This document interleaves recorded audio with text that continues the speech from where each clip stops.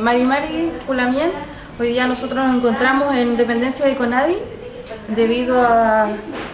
Tenemos una toma, estamos en una toma debido al retraso en las compras de los subsidios de tierra del año 2010.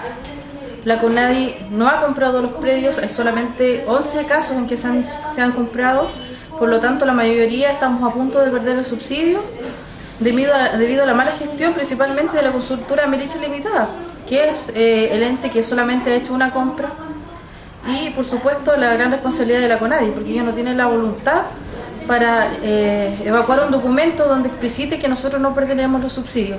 Nosotros hoy día, nuestro objetivo es bastante claro. Nosotros queremos una resolución en que indique que nosotros no vamos a perder los predios, porque, repito, nosotros no somos responsables de esta situación. Aquí hay terceros, y esos terceros es la consultora y la CONADI.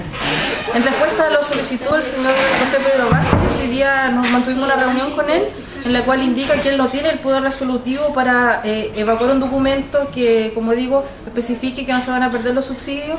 En este caso debería hacerlo el director nacional, don Jorge Retamal, pero él se encuentra viajando a Nueva York. Por lo tanto, tendríamos acceso a él en no sé en cuántas horas más. Y desde allá no va a poder evacuar el documento. Así que nosotros estamos firmes aquí y no vamos a salir desde CONADI hasta tener una solución, porque ya estamos cansados de los malos tratos, de los abusos, de las mentiras, porque esto se está convirtiendo en un engaño. Un subsidio que debió haber sido comprado ya, los predios deberían haber sido comprados hace un año, o sea, desde un año hasta la fecha no se han hecho las cosas que se deberían haber hecho, los procesos van muy lentos.